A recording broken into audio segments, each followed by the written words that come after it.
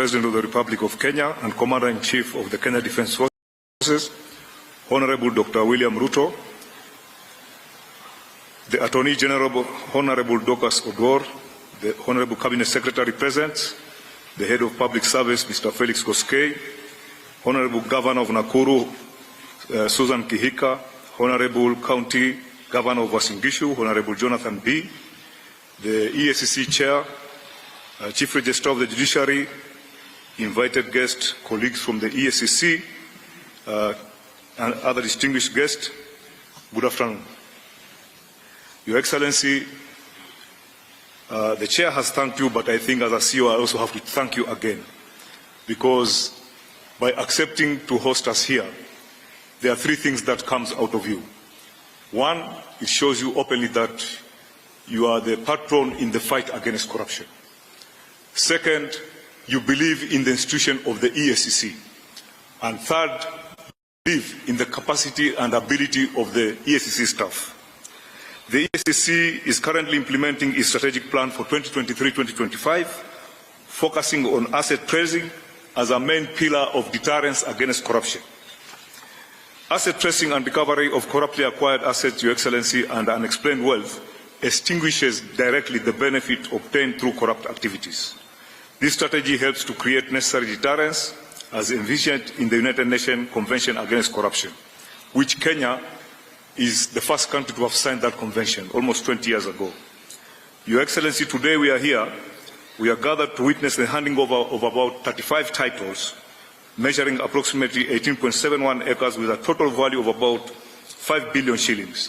Your Excellency, for your information, there are other titles that are in the process, and maybe soon we'll be back here, through your blessing, to have another occasion like this. In this one, Your Excellency, item number 1 is property in Kisumu municipality, measuring about 2 acres, which is about 1.8 acres, belonging to the judiciary. You can imagine grabbers went to the judiciary to steal their land. They were very daring, but we managed to recover this piece of land, which is worth 1.4 billion shillings. This is part of the property that is housing the Kisumu Law Court. Second one, Your Excellency, are 3 properties in Eldoret town, measuring 3.25 acres, with approximate value of 1.2 billion, which are in favor of the Cabinet Secretary, National Treasury, as a trustee of the National Police Service. Same grabbers were daring enough to go and grab land belonging to the police. But we managed to recover this, and these are 3 pieces of land worth 1.2 billion. Your Excellency, there is also 1 property in Kilimani area, measuring almost half an acre, which is worth 700 million. This plot, as Nairobians, we know it. If you know Upper Hill Medical Center, there's an empty plot there which used to be part of Kenya School of Law. It was grabbed and we have recovered it. It's a very prime plot, worth 700 million. Then we have a property in Eldoret municipality measuring 1 acre, which has an approximate value of 700 million, which it belongs to Uasin Gishu Referral Hospital under the county government of Uasin Gishu. Then we have 13 amalgamated plots within Kisii municipality. We have 13 properties measuring a total of 8.06 acres, valued at 300 million, which belongs to the State Department of Housing and Urban Development. The 4 properties in Bungoma, 2 properties are in Kakamega, 3 properties are in Kisii. Then we have 1 property in Kabarnet, 1 property in Nakuru municipality, and 2 properties in Kitale. 15 parcels of lands belonging to the county government of Kisii, measuring, about 3.41 acres, and the approximate value is 135 million. I will stop here a little bit, Your Excellency. People have viewed EACC as anti-governors, that we are just after hunting governors. We are not hunting governors, we work with governors.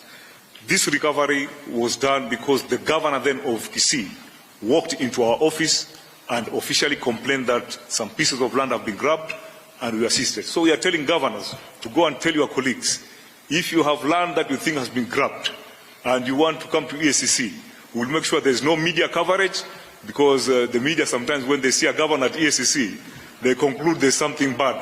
sometimes you may be having something good for the country. Then we have one property in Nakuru municipality belonging to the county government of Nakuru, measuring about half an acre, which is worth about 100 million. Your Excellency, in addition to the recovered immovable properties, the Commission also recovered cash assets totaling 511,365,927 belonging to various organizations.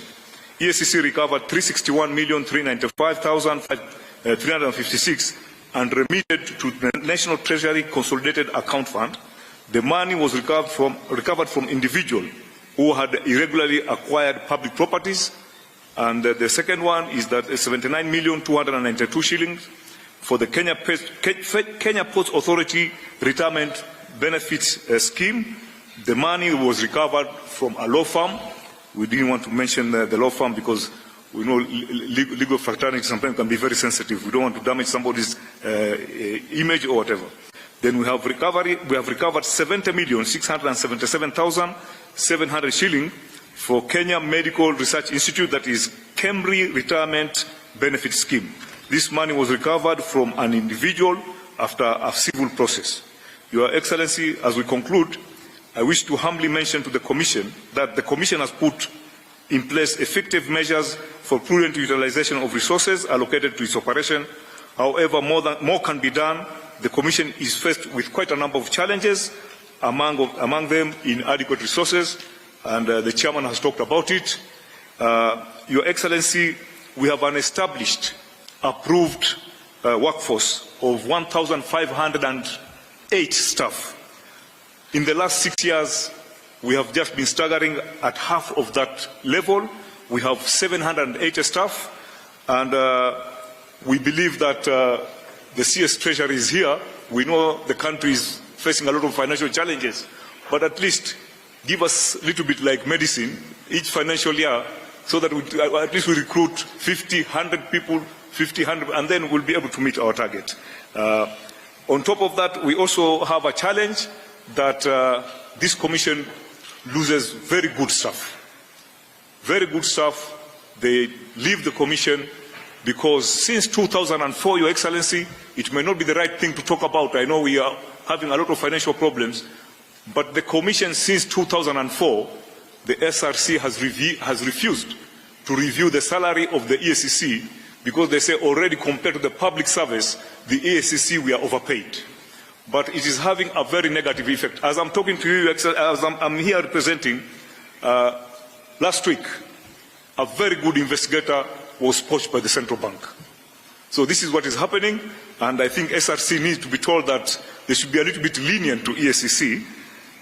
With your kind permission, Your Excellency, I request you to hand over the title deeds and checks of the recovered assets.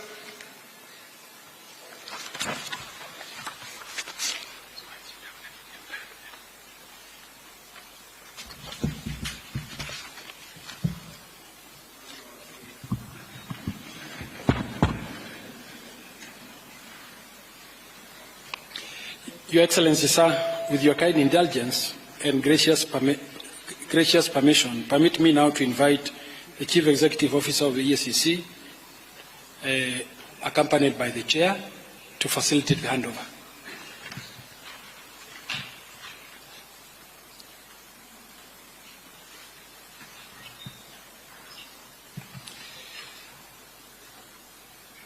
Sir, permit me now to invite Your Excellency to take your place at the arena for the handover of the recovered assets back to state through various public institutions. Sir, the first beneficiary is the National Treasury. I now invite the Honorable CPA John Mbandi, EGH, Cabinet Secretary for the National Treasury and Economic Planning.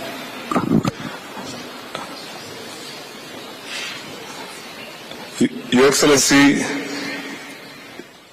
this title is for specifically judiciary, but all government titles are under the Treasury Secretary. Yes. So maybe, may I request to have the registrar of... Yes. They all go under his custody, sir. Very good. Yes. John? And Chief Registrar. Yeah. Now you have back the title.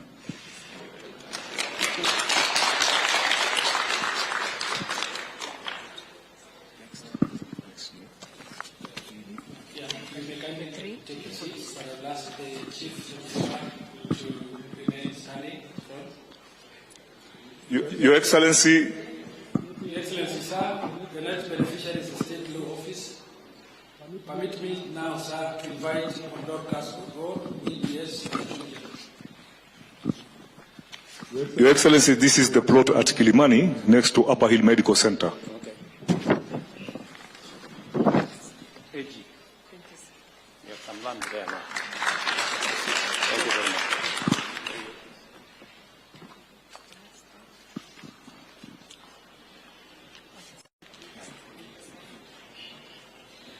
Excellency, sir, I now invite Mr. Gilbert, Mr. Lanat, MBS, OGH, Deputy Inspector General National Police Service, on behalf of the National Police Service.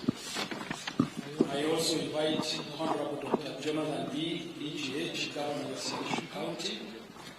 Your Excellency, these are 3 titles belonging to the Kenya Police for Eldoret.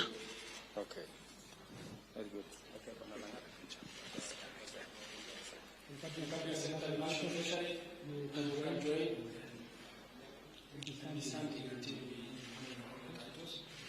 And now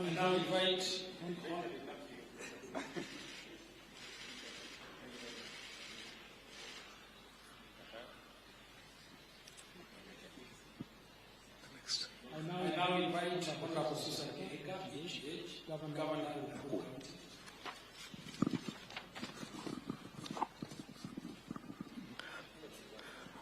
Your Excellency, this is a plot within Nakuru town, which belongs to the county government.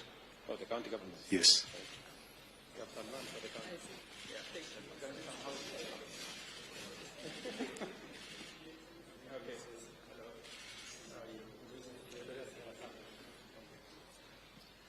I now invite Charles Inga, CBS,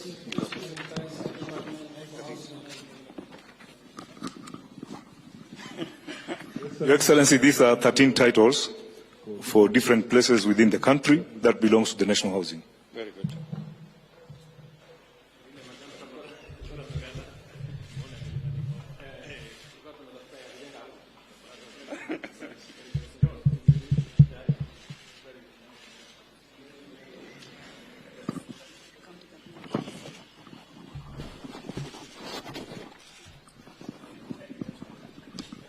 I now invite Mr. Samson P. Wabusi, OGW, Principal Secretary of the National Treasury.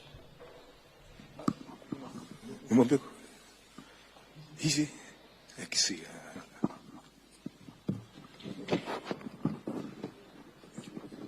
Very good. Good. Very good. You have some money here.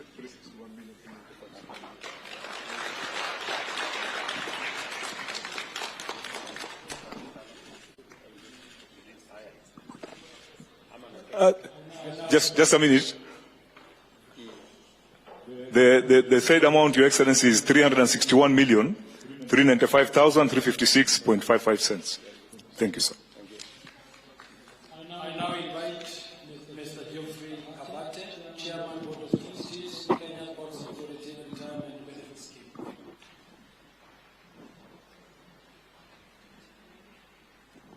Okay.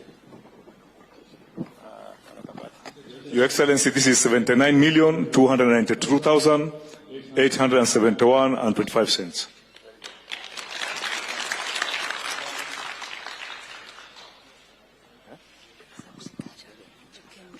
I now invite Mr. Edwin Bett, Chairman, Kenya Medical Research Institute, Cambridge, Retirement Benefit Scheme.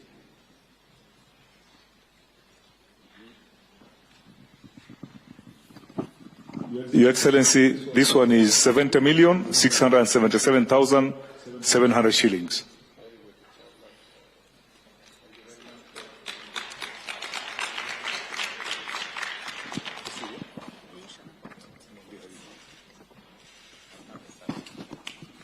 Your Excellency, we have 15 titles for Kisii County, the governor has apologized. He was not able to attend, and we shall pass them to the Kisii County.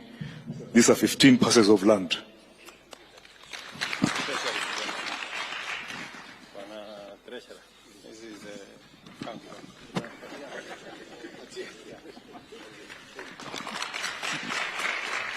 We're done. Your Excellency, we are done.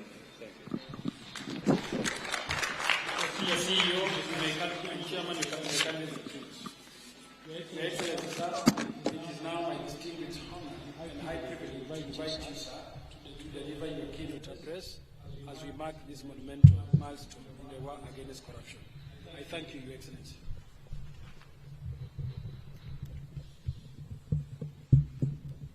Thank you very much.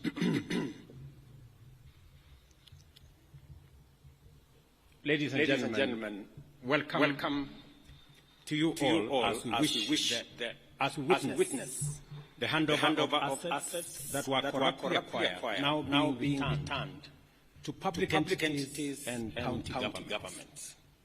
This event marks a significant milestone in our nation's fight against corruption.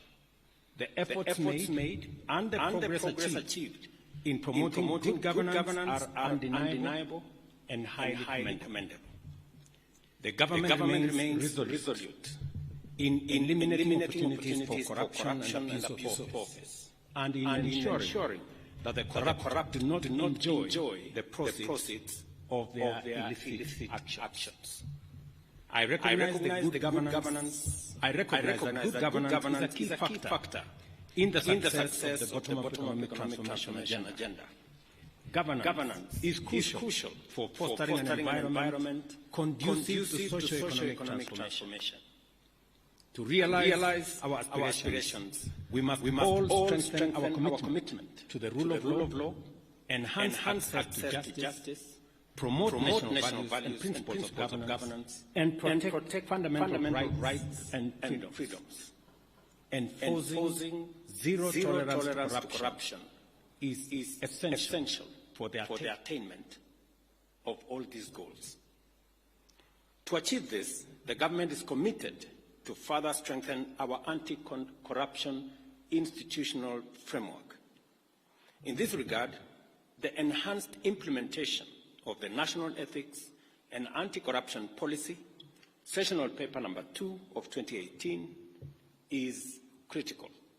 Our aim is to significantly reduce the severity of corruption and the prevalence of unethical practices by providing a comprehensive framework to promote integrity and combat corruption in a sustainable manner. And that is why I believe in building the institutional capacity of EACC to forestall corruption before it happens and to deal with the challenges of corruption in a manner that is a whole of institution approach. I acknowledge the notable milestones achieved by the EACC in the fight against corruption, particularly through the recovery of corruptly acquired assets and unexplained wealth. Such successes play a vital role in deterring corruption by demonstrating that in the end, corruption is not worth the trouble, as the corrupt ultimately lose everything they have taken from the people.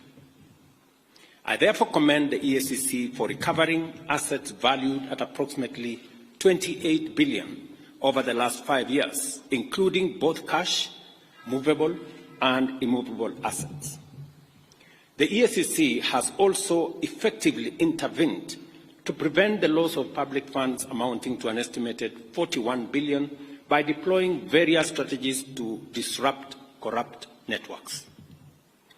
Additionally, I am encouraged that the EACC is pursuing the forfeiture of unexplained wealth valued at Kenya shillings 59 billion through ongoing court proceedings against individuals whose assets and interests significantly exceed their non-legitimate sources of income.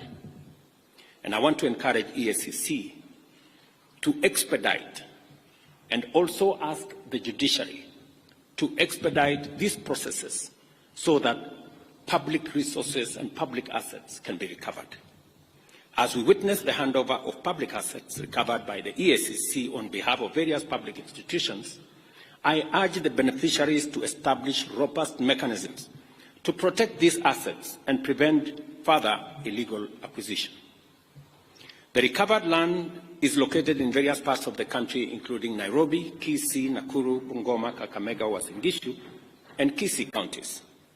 I would like to take this opportunity to express my profound gratitude for the ongoing development of affordable housing in Nairobi city's industrial area of Enterprise Road. This development is taking place on land recovered by the EACC, and the beneficiaries will be many Kenyans who deserve economic inclusion. This land, measuring 21 hectares, had been unlawfully taken from the Meteorological Department by private individuals. The recovery of such assets reaffirms Kenya's commitment to upholding the Constitution and fulfilling its obligation as a member of the international community under the United Nations Convention Against Corruption. Ladies and gentlemen, corruption is a serious threat to our nation. It undermines service delivery, weakens public policy, compromises the public interest, and erodes our institutions, depriving the government of capacity to secure the country and deliver development. Corruption endangers all of us, both individually and collectively. As I have previously committed, we are working on a series of amendments to present to Parliament aimed at promoting accountable leadership and integrity in governance. Among these is the proposal to the Evidence Act and the Criminal Procedure Code, along with other relevant legislative updates to statutes concerning corruption. These amendments will expedite the investigation and prosecution of corruption and economic crimes, ensuring that such cases are concluded within 6 months. I made this commitment, and the Attorney General is seized with the necessary work that will go into us engaging Parliament on the amendments to achieve this aim. Additionally, we will propose amendments to the Witness Protection Act to revamp the statutory and institutional framework for protecting and incentivizing whistleblowers. These changes will enhance witness protection and make it easier and safer for citizens to report corruption and other criminal activities. We will also be proposing amendments to the Public Finance Management Act and the Public Procurement and Disposal Act. The goal here is to overhaul the institutional and operational framework of public procurement, which is the biggest challenge that we have. In fact, it's correct to say this is where the devil actually lives, which has been identified as a key area of corruption, conflict of interest, and abuse of office in the public sector. These amendments aim to deploy digital infrastructure to create an open, transparent public procurement platform, allowing real-time, end-to-end public visibility of the entire process, from advertisement to contract award. Number 4, I have engaged with parliamentary leadership and urged Parliament to swiftly pass the Conflict of Interest Bill. I am told there is a mediation process that is going on in Parliament, but I have told them with clarity that I will veto any bill that does not establish a high standard of accountability, integrity, and anti-corruption measures, and I will fully exercise my powers under Article 115 of the Constitution to ensure that the bill meets the rigorous standards set out in the original draft bill. Because some amendments have been introduced to water down what the original bill envisaged. We must do everything within our power to end corruption in every organization, at every level of government, and across all regions of our republic. To this end, everyone entrusted with public authority must be held to high standards of transparency and accountability.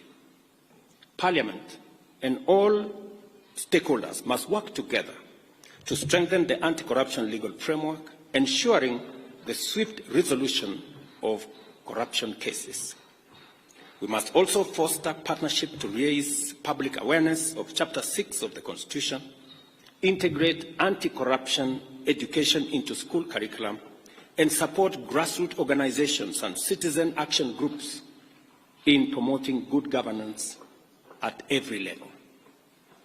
I commend the EACC for its dedication in the fight against corruption, and I want to confirm to both the Chair, the Commission, and the CEO that they have my government's full support.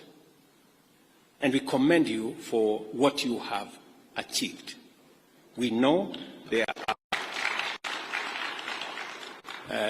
are challenges, budgetary challenges, but the one item that I insisted that should not face the budget cuts that we were going through is the EACC, because I know the importance and relevance of what you do in safeguarding public assets and public property.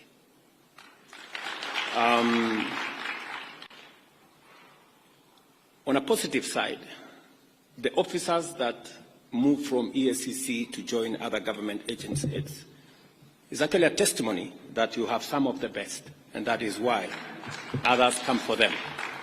Continue to train high-quality staff, even if you lose some of them to other government agencies, because the fight against corruption must not only be limited to EACC, it must be an exercise of the whole of government, that we manage, deal, and eliminate corruption in its forms, all forms. Let me also assure you that I have heard what the CEO has said passionately about staff at the EACC and what needs to happen. We will continue to look at the frameworks that exist, the salaries and commission is seized with all these matters, and we must continue to respect the salaries commission, because they help us manage the resources that we have within the exigencies of all the requirements that come from all departments.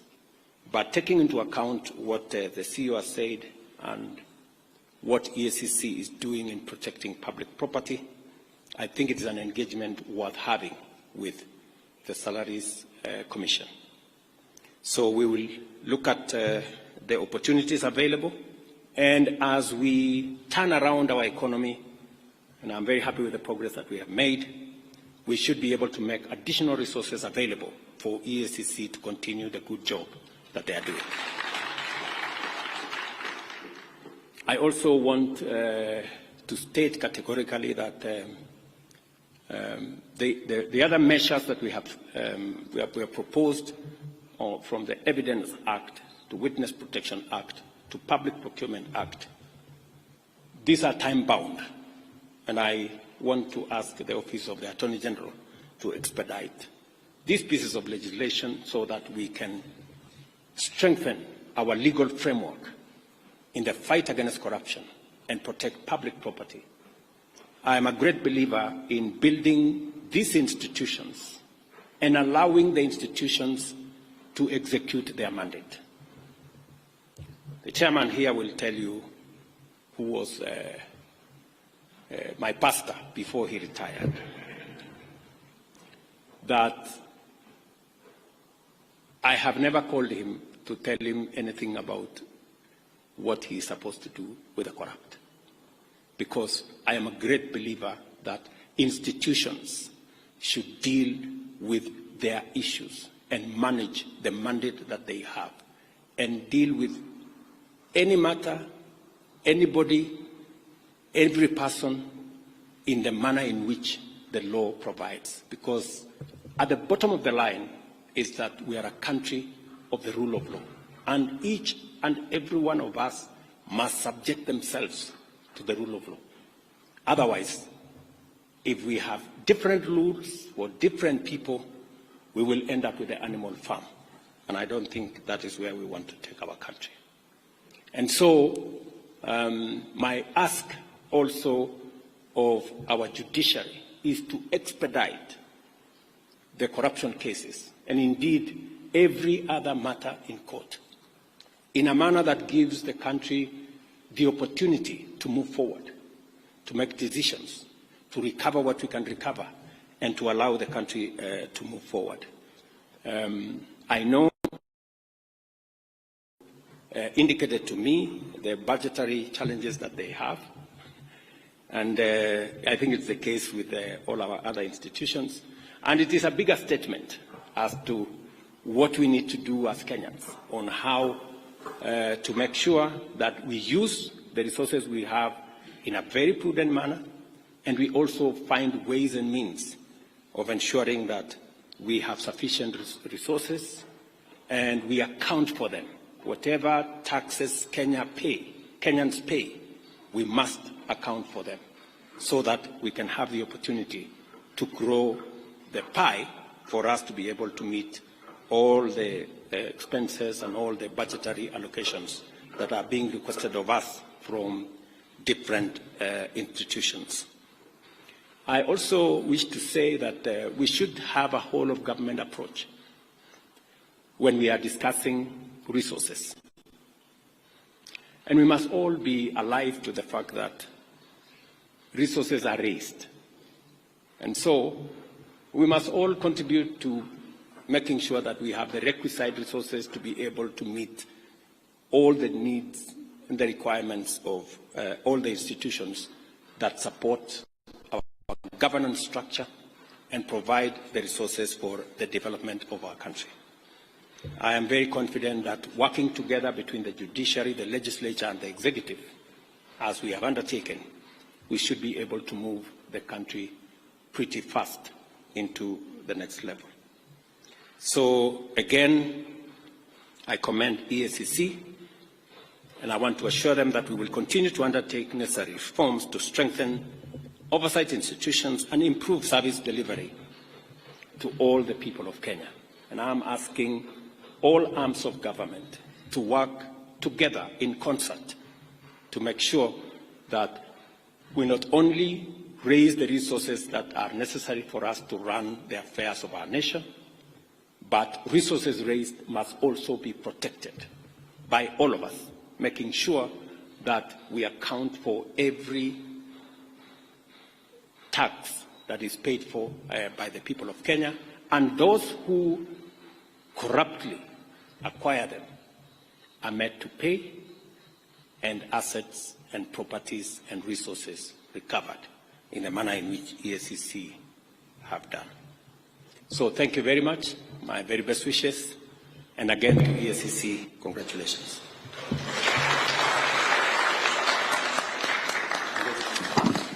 Thank you, Your Excellency.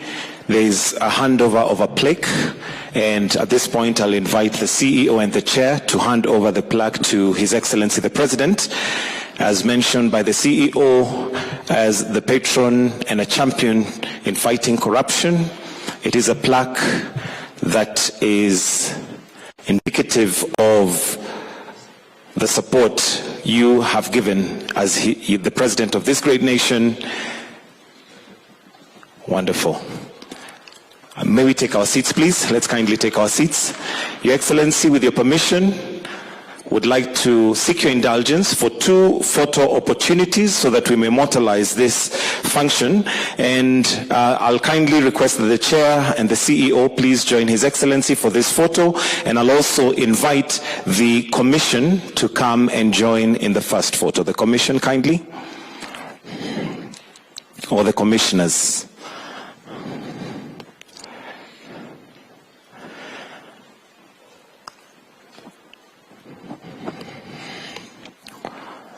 next photo, we are going to be inviting those that have received some of the assets. We'll call them for this occasion beneficiaries as they hold them in trust.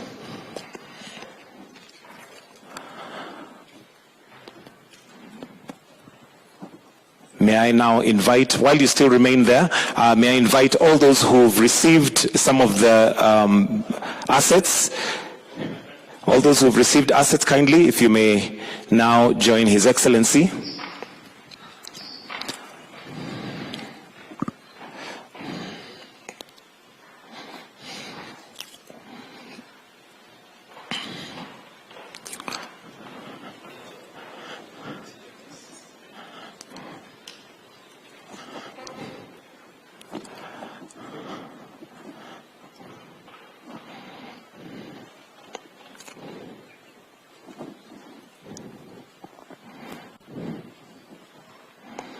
And with that, I'll request that we all retreat except His Excellency, the President, and I'll request that we all be upstanding as we now finish with the national anthem.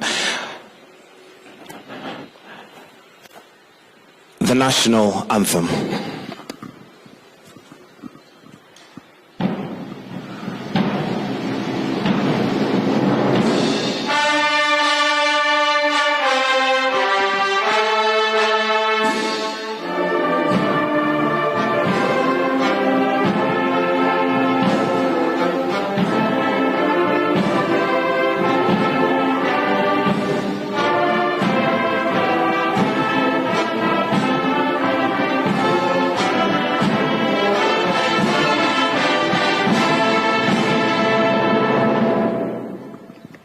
Thank you, Excellency. That brings us to the end of this ceremony. Thank you.